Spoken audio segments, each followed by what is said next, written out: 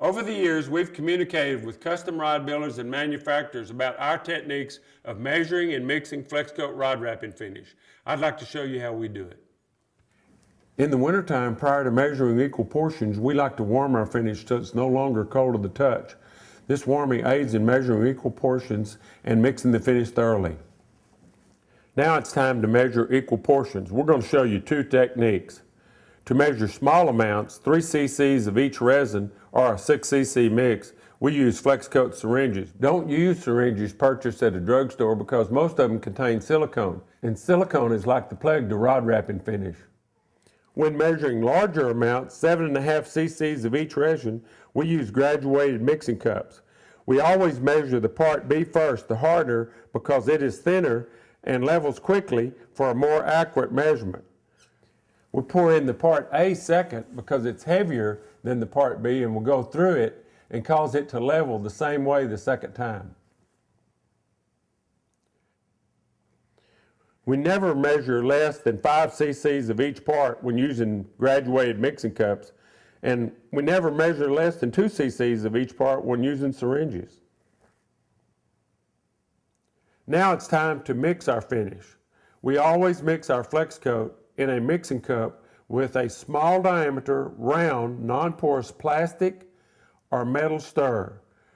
We never use wooden popsicle sticks or craft sticks. Mix the finish thoroughly. The finish will at first appear marbled, then cloudy, then marbled again, and finally it will appear clear when thoroughly mixed. It is important to scrape the sides and the bottom of the mixing cup to ensure that all the epoxy is completely mixed. Mix the finish until it is crystal clear. Some bubbles may form in the mixture, and while a small amount is no cause for concern, avoid a frothy mix. You can see that we're really not mixing any bubbles into our finish. I think when we warmed it up, it might have been around 90 degrees, and our shop is pretty warm too, so we're really not mixing any bubbles into this finish. You know, if you get too many bubbles in your finish, you really can't see every molecule combined, and you can't see the cloudiness go away. If you're getting too many bubbles in your finish, it's either too cold or you're mixing a little too fast. A few bubbles doesn't hurt. You have to scrape the bottom and the sides of the cup to get a really good thorough mix. You know, I don't like to talk about the length of time for mixing because I want you to mix the finish till it turns clear. But if your finish happens to be around 80 to 90 degrees, it could take 3 or 4 minutes to mix it. If your finish is cooler, it could take up to 5 or 6 minutes to thoroughly mix it till it turns clear.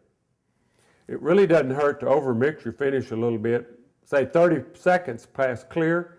That will really extend the life of the finish and make it stay bright and pretty for a long, long time on your rod. Notice we've got a paper plate covered with aluminum foil, and we pour that finish out on the aluminum foil, and that will conduct the heat out of the finish when the catalytic reaction starts. Now we're going to take you back and show you the finish when we first started mixing. And here the finish is almost thoroughly mixed. Notice the difference.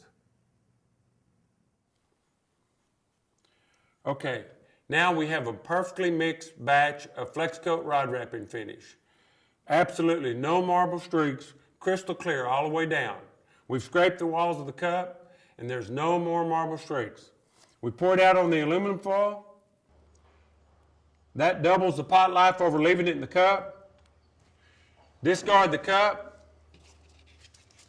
Now we're ready to go finish our rod.